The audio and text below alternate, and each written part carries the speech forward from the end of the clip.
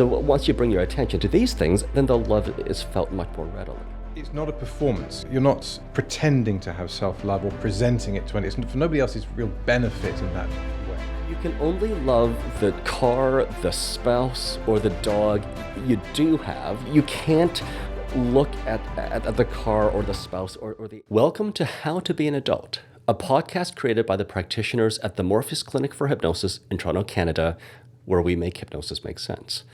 This is a show for people just like you who've inadvertently become adults and don't know what to do about it. I'm Luke Chow. And I'm Pascal Langdale. And this we see as the trail guide to life. That whether you're 18 or 80 or 180, it's the trail guide you were never given by your parents when you became an adult. So we democratize what we know and put it out there to help you become a better adult. In today's episode, we're going to talk about how to love yourself too. All of us know we ought to love ourselves too, in addition to how we love other people, friends, neighbors, and so on, but seldomly do we actually get specific guidance as to how. And it's kind of like if the other kids in your neighborhood grew up with a piano and their parents showed them how to play the piano and then you didn't have one, so your parents couldn't show you how to play the piano, then as an adult, if someone says, well, let's hear you play, how could you even be expected to know? And then if you've gone to your therapist and, they just ask you, well, how does it feel to be unable to play the piano? Well, can you tell me about what it's like to not be able to play the piano? It doesn't actually give you solutions. Yeah. So today we intend to fill in that gap for you and give you some stepping stones, some principles as to how to be self-loving. I think some of the challenge probably also comes from, when you grow up, depending on what generation, but also depending on your parents as well. If you were in a situation where your being loved was anyway conditional, then you wouldn't have developed this underlying feeling of being loved regardless of the circumstances or the context, which is really, I would suggest, is one of the parents' main roles in raising a new person, is to be able to say, okay, you may be screaming at me and we may even be screaming at each other, but you are still loved. The degree to which emotional affect makes somebody feel less than or shamed, and so you have to modify your behavior. That has a really big effect on that underlying sense of self-worth that really should be inherited from your parents' attitudes and relationship with you. And if you don't get that, and let's face it, not a lot of us do, then when it comes to your learning the piano analogy, sometimes it's the case where you're going, I don't even know what a piano is. I don't know what music is. I have no idea what you're talking about. So in some ways, for some people, it's like you're starting from, a base level, a fundamental foundation point. So let's get into the principles for how to love yourself from first principles. Yeah.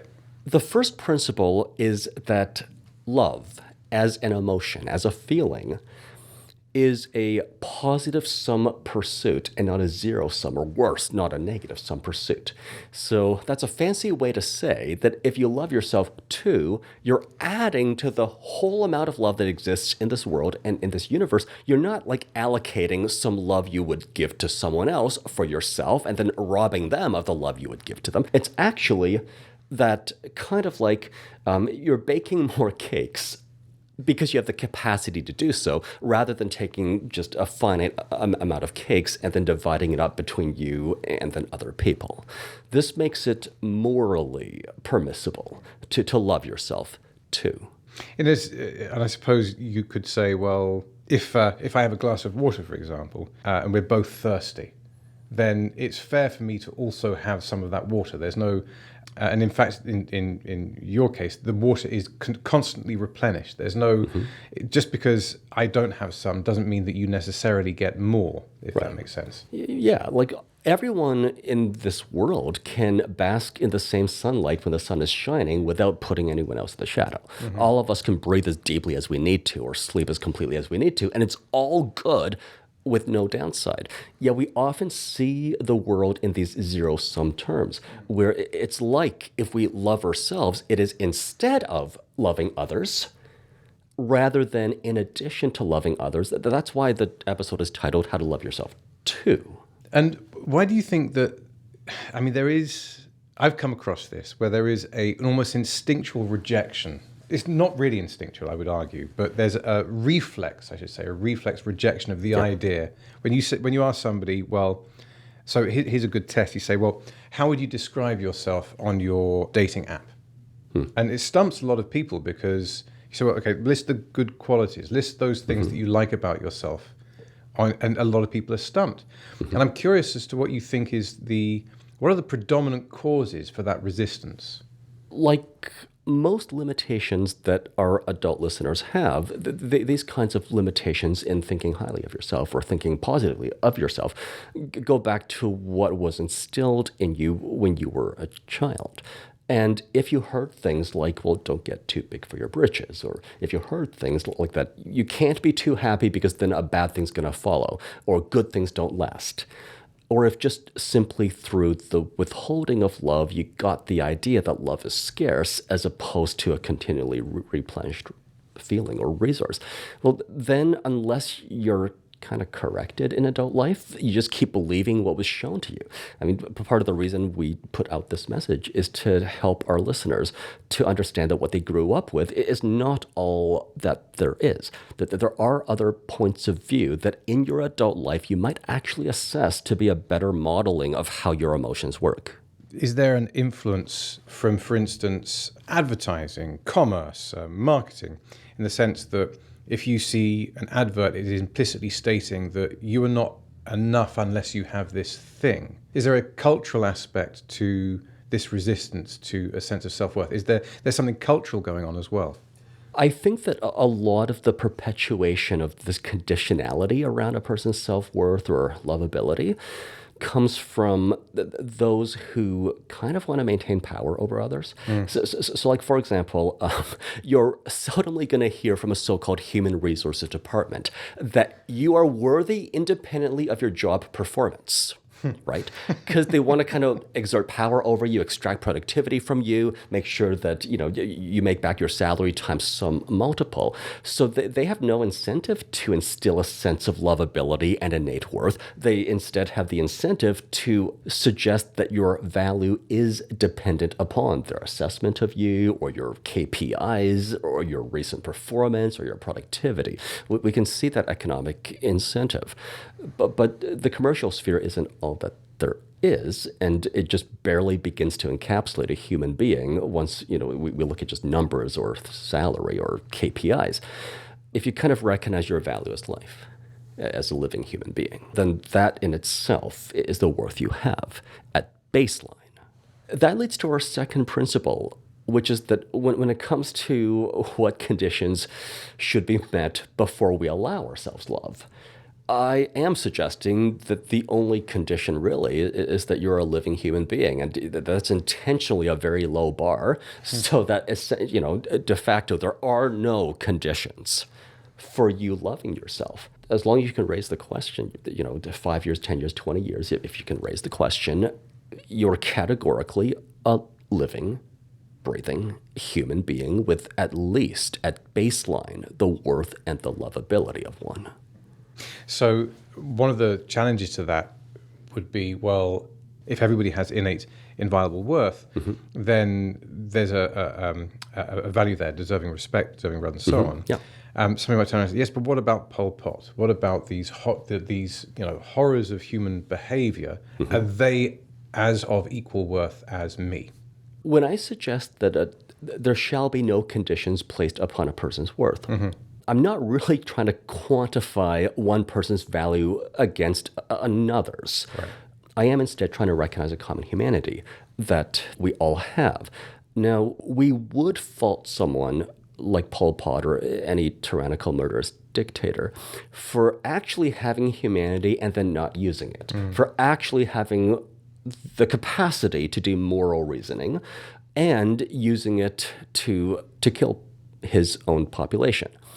But when we put to trial such people, we would be right to respect and maintain their human rights. In other words, we would be right to recognize that they have a common humanity with us. It would be a mistake to say, okay, well, you murdered a whole bunch of your countrymen, therefore you have no rights anymore. That would be a degrading of our morality and our civilization. I'm not trying to precisely quantify like your value versus Pol Pot's, but I am saying there is a common humanity that you and I and Pol Pot and Stalin, etc., all have, such that any of us should be treated as a human being if we're facing an international criminal justice court. But I'd also say the same. It's not to excuse our flaws, and it's not to excuse our inattention, or for want of a better word, sin, meaning not achieving the correct goal. The way I also see it, I'm on board with the idea that life is life, period, full stop, that's it. Just that very fact. Now, within that, there is a fundamental truth that nature's red in tooth and claw as well. There is also power of one animal over another. There is also the difference between humans and animals as well, which there is a difference. And that's when you begin to come across thoughtful agency. And then I think we're in the same way, we're saying, look, somebody's behavior and what they do with that gift of life, with the worth that they have, their potentiality for worth, what they do for it is separate from that worth itself. Because by saying that, we can also therefore say, it does not matter what you do or what you say. It does not matter what anybody else says or does. This is a fundamental truth. You are life that has worth. Full stop. The reason I make this kind of appeal is that I think most of our listeners intuitively feel that life has value. In other words, you don't have to think too much about it to feel that if you're gifted a living plant as opposed to a plastic plant, there is much more value in the living plant.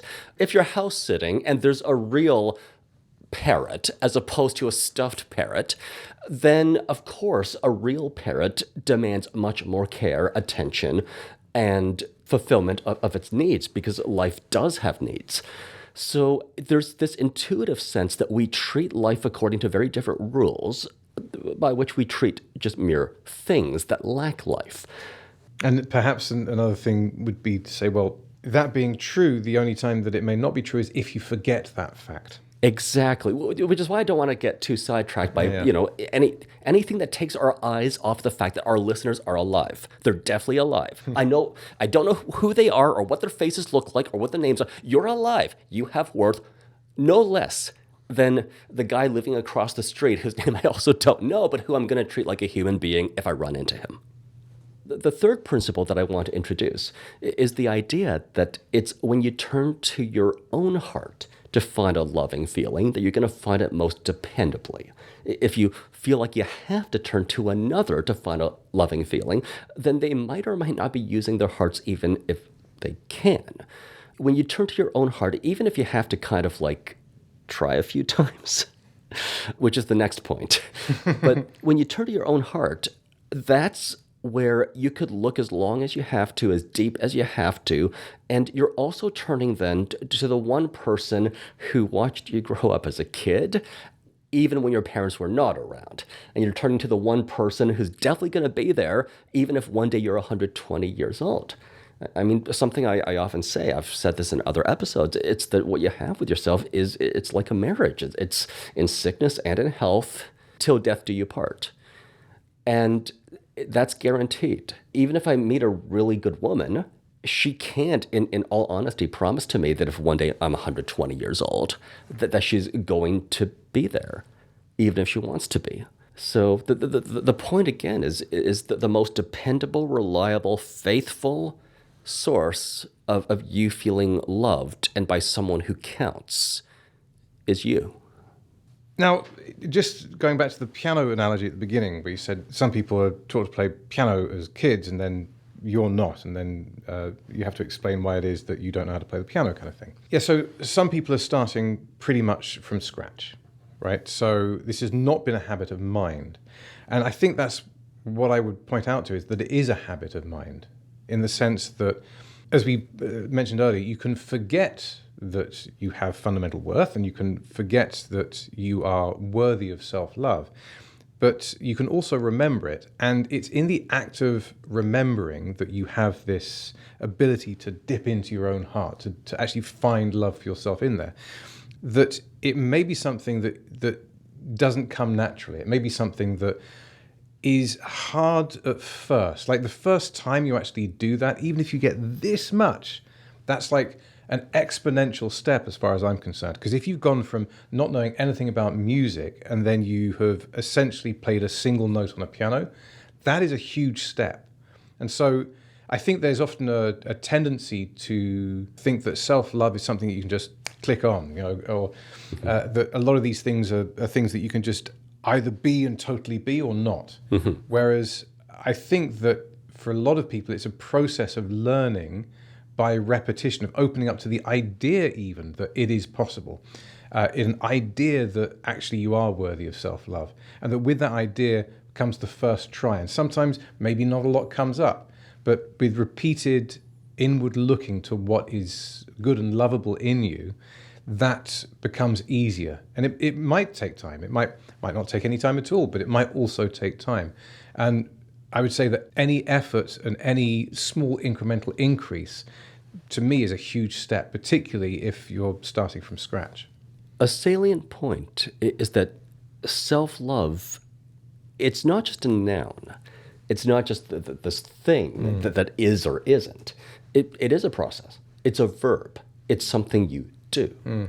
So the reason you can kind of look a few times in your heart for where the love is or what is lovable about you, it's because it can take a few moments between starting to look and then eventually finding the feeling that we call love or self-love. Now, we do this sometimes for our friends. So like if our friend is drunk and they're being a total idiot, right? At first, you might not quite like what they're doing or saying in the moment. And then if you give yourself a few moments beyond that, then you can love your friend again and then like pick them up from the floor or whatever. So even when it comes to loving another, it's not always something that either is or isn't. It's worth looking into your heart a couple of times to then pick the drunk friend off the floor.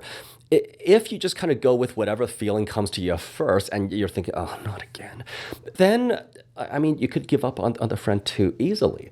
Now, it doesn't take that much effort, usually, if you have an established relationship with a person or of course, with yourself, to then arrive at a feeling of love, or to bring your attention, not to how they're in a puddle of their own vomit, to bring your attention to how they are the person who you've dined with 100 times before. So once you bring your attention to these things, then the love is felt much more readily.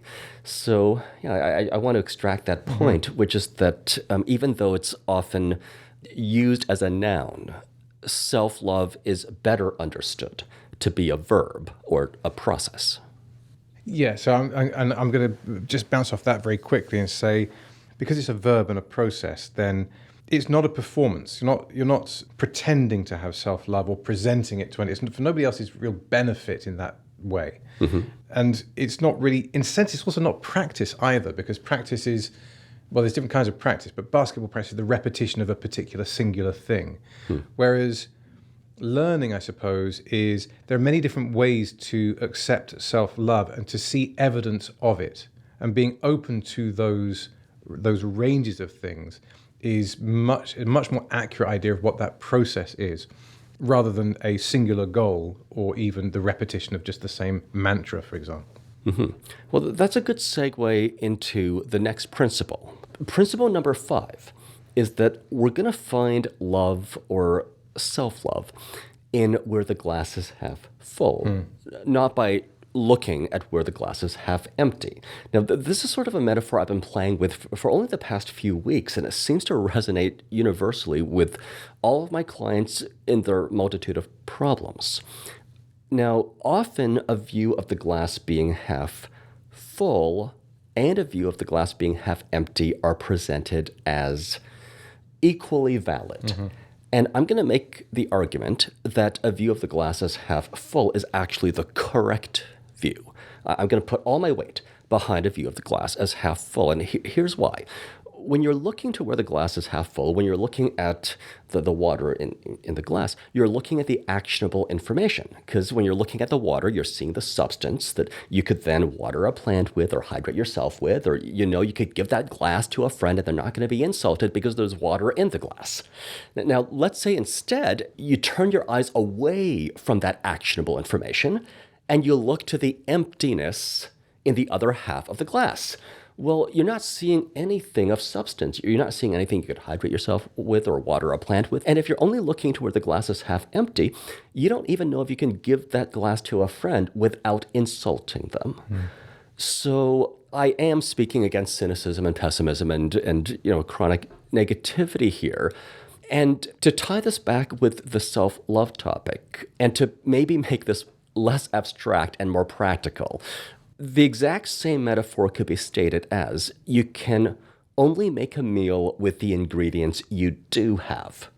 You can only love the car, the spouse, or the dog you do have. You can't look at the car or the spouse or the animal and wish they were some other way or nitpick and criticize them and then find a path to loving them through that thicket of criticism and negativity.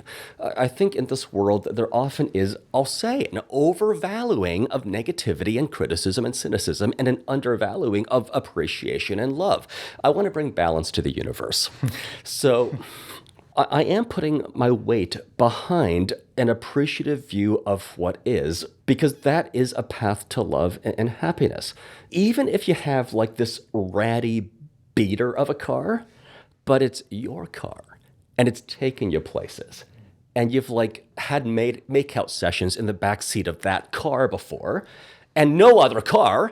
Well, that's your path to loving that car. If you have the body you do have and the mind you do have and the career you do have and the upbringing you do have, and the wealth you do have, and the Spotify playlists you did make, I am suggesting that in all of that, that's where you're going to find your lovability. It's not going to be in turning away from all that is to look at what isn't, or what could have been, or what should have been. That there's no path to loving yourself, or loving yourself as you are, that goes through where the glass is half empty. You have to flick your eyes away from where the glass is half empty to look at what is, to look at where the glass is half full. That's your path to self-love, and that's your path to happiness. Self-love is also instrumental as well. It's something on this next point is saying that you can apply love to wherever you need it, as in you can apply it like a salve to whatever's hurting, whatever is damaged, whatever is needing attention. One of the ways that I often express this is that if you injure yourself, right, there's this Japanese saying that pain is like 2 arrows, right? There's the first arrow, which is the pain, and then there's the second arrow, which is what you do with that. And what I think would be the ideal response is you have that first arrow, the pain, and the second arrow should be one of compassion and love, not one which is of anger, angst, resentment, and bitterness, or clenching or resistance. If you see what I mean. That actually the fairer response, if you are self-loving, to anything which hurts or needs attention, or even needs or a relationship that needs correction, the proper and probably the most effective response is one of compassion and love. I mean, physically at least, we know that this actually makes a difference to healing rates, for example, and speed of recovery and so on. So we know that feeling of self-love to where you are physically injured actually has a material effect. So I believe it's the same emotionally as well. Why not? All of us can probably remember to when we were kids, or if you're a parent, you can remember when your kid might fall off their bike, they'll skin their knee, and then they need not just antibacterial ointment, they also need a kiss on the knee for them to feel a little bit better. They need a hug in addition to the wound being cleansed in order to feel better. So yes, that's like the two arrows. There's the physical wound, and there's also the emotional wound. And you take care of not just the physical wound, you take care of the emotional wound with an application of love. As adults, we can't just really run to our parents all the time if we have the adult equivalent of skinning our knee on the sidewalk. So we kind of have to reach in our own hearts to define our own love, which is called self-love. We find it within ourselves, and we take that and we spread it as a salve upon wherever it hurts or wherever it's tense or wherever it feels empty. And this is a recommendation of an action that you can actually do, whether it's physical, whether it's emotional, is you take a moment to identify where the source of the pain is. And if it's emotional, it might even have a place in your body. It might be a tension in your chest or your belly or whatever. And you take a moment to breathe, and then you deliberately send love to that area of your body, love and compassion to that area of your body. And whether it's physical or whether it's emotional, it is, as you say, it's like a salve. It allows you to not be hijacked by the emotional, not be hijacked by your panicking cortex, but instead sort of have an accurate response to what's happening to allow you to behave accordingly. So many of our wounds that we suffer, there is no physical component. It's only an emotional wound. And in that case, self-love, and in addition to any love you might get from a pet animal or from a partner or from a friend, love is the top tier solution. Our last and seventh principle is that if in all of this you end up treating yourself as you would a friend or a brother or a sister, that then, when you've reached that height of inclusivity, that's when you're doing it correctly. If you're still kind of treating yourself differently than a friend or a sibling, if you're treating yourself differently than you might treat other forms of life that's under your care, then you still have a ways to go. But our end point in this is for you to be treating yourself in your own head and heart and in the actions you take toward yourself and also what you will and will not permit from others. If you finally are treating yourself as you would a friend or any other loved one, that's the end point. That's when you're doing it correctly. That's when you're upholding a universal standard for how you treat people. Just to concretize that a little bit more, let's say that you're asked to give a presentation at work. It's an important presentation. And you show up, and for some reason, you start having a very strong panicked reaction. Your hands are shaking, you get red in the face. Maybe you have to excuse yourself halfway through, and then 2 minutes later you go back, and then you stumble your way through the rest of the presentation. Now, any listener with a fear of public speaking is probably feeling terrified right now. But let's say that's the situation.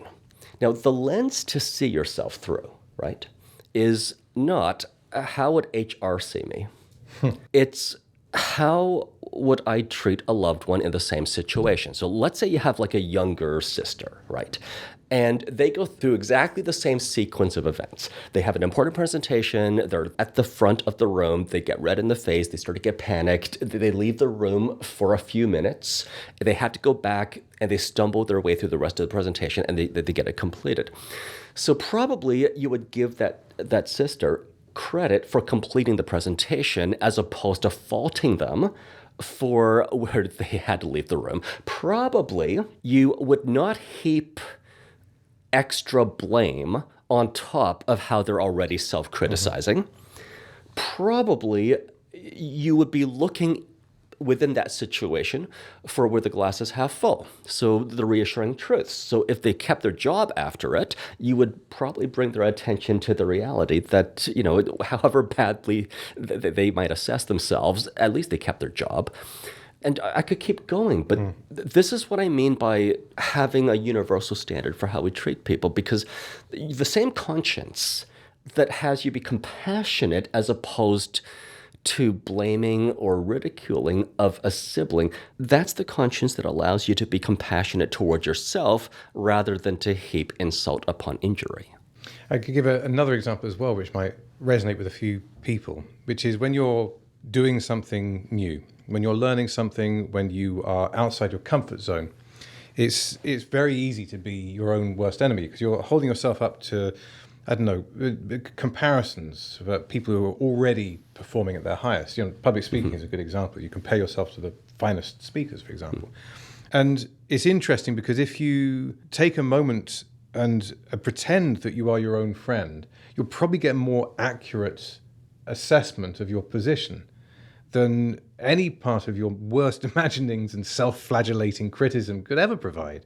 Yeah. It's much more useful, in fact, to turn around and as a genuine, honest friend, be able to say, look, you're outside your comfort zone. You are learning. You're not at the peaks of Olympic performance in public speaking or computer coding or animation or medicine or whatever it is that is your particular challenge. You're not a master yet. You are still a learner. And that the friend would be there to say, give yourself a break.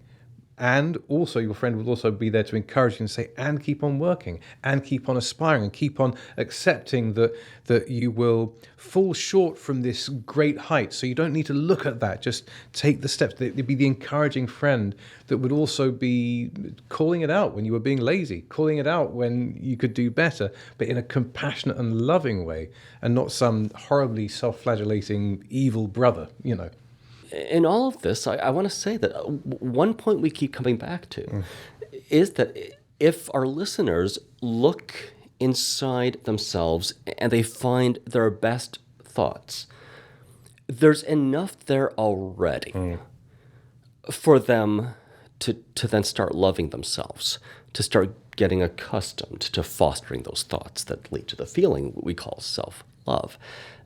Here I'm kind of contradicting the idea that a person has to be a dramatically different person, or that you have to heal from every childhood wound, or that you have to attain some kind of status of perfection, or whatever other criterion first before you love yourself. In fact, for my hypnotherapy clients, one thing I've often been saying recently is I'm not actually even trying to alter you. I'm actually seeking to describe you in a clear and positive light so that you can see yourself as you are today. And then you're not going to delay in loving yourself or accepting yourself. You can start doing it right now. So I say the same to you, the listener, looking to where the glass is half full within you, looking at the heart you do have, looking at the kinder thoughts you do have, looking at the accepting, compassionate thoughts you do have. That's where you'll find what you need to love yourself now and without delay. Thank you for listening. We've made this podcast and we're putting it out there for free so that more people than just our private clients here at the Morpheus Clinic for Hypnosis are able to benefit from our thoughts and our ideas and our vision for how humanity can be. If you are in a position to pay for private sessions, or if you want to join us in a group format, which twice a month is free, then go to our website at www.morpheusclinic.com. And for private sessions, request a free consultation. For shared sessions, just click on the classes page and you can self-register there. So if you like what you're hearing and perhaps you want to share it with some other people, then you can subscribe on YouTube at Morpheus Hypnosis, or on Spotify or Apple Podcasts, or wherever it is you get your podcasts. So if you like this, please click the like, share, spread the word. If you find these good ideas, if you find these worthy ideas, then let's help spread them around.